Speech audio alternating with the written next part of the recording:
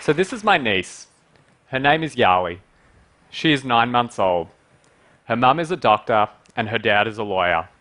By the time Yali goes to college, the jobs her parents do are going to look dramatically different. In 2013, researchers at Oxford University did a study on the future of work. They concluded that almost 1 in every 2 jobs have a high risk of being automated by machines. Now, machine learning is the technology that's responsible for most of this disruption. It's the most powerful branch of artificial intelligence. It allows machines to learn from data and mimic some of the things that humans can do.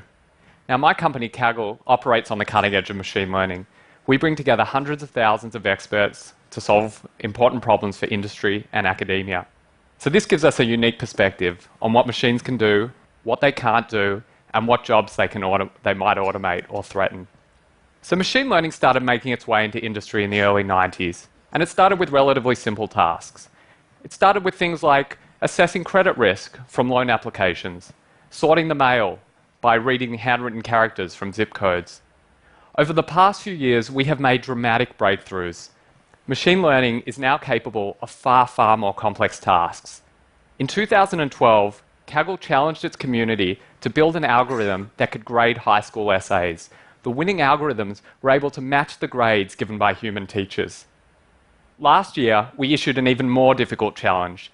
Can you take images of the eye and diagnose an eye disease called diabetic retinopathy?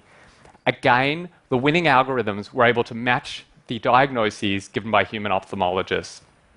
Now, given the right data, machines are going to outperform humans at tasks like this. A teacher might read 10,000 essays over a 40-year career.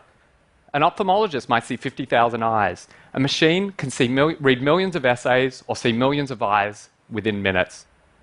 We have no chance of competing against machines on frequent, high-volume tasks.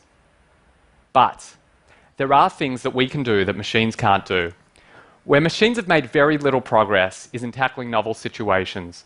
They can't handle things they haven't seen many times before. The fundamental limitation of machine learning is that it needs to learn from large volumes of past data. Now, humans don't. We have the ability to connect seemingly disparate threads to solve problems we've never seen before. Percy Spencer was a physicist working on radar during World War II when he noticed that the magnetron was melting his chocolate bar. So he was able to connect his understanding of electromagnetic radiation with his knowledge of cooking in order to invent, any guesses? The microwave oven.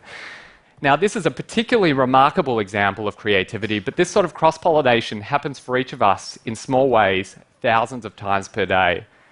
Machines cannot compete with us when it comes to tackling novel situations, and this puts a fundamental limit on the human tasks that machines will automate. So what does this mean for the future of work?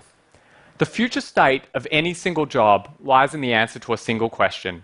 To what extent is that job reducible to frequent, high-volume tasks, and to what extent does it involve tackling novel situations? On frequent, high-volume tasks, machines are getting smarter and smarter. Today they grade essays, they diagnose certain diseases. Over coming years, they're going to conduct our audits, and they're going to read boilerplate from legal contracts. Accountants and lawyers are still needed. They're going to be needed for complex tax structuring, for path-breaking litigation, but machines will shrink their ranks and make these jobs harder to come by.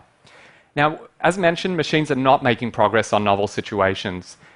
The copy behind a marketing campaign needs to grab consumers' attention. It has to stand out from the crowd. Business strategy means finding gaps in the market, things that nobody else is doing. It will be humans that are creating the copy behind our marketing campaigns, and it will be humans that are developing our business strategy. So Yali, whatever you decide to do, let every day bring you a new challenge. If it does, then you will stay ahead of the machines. Thank you.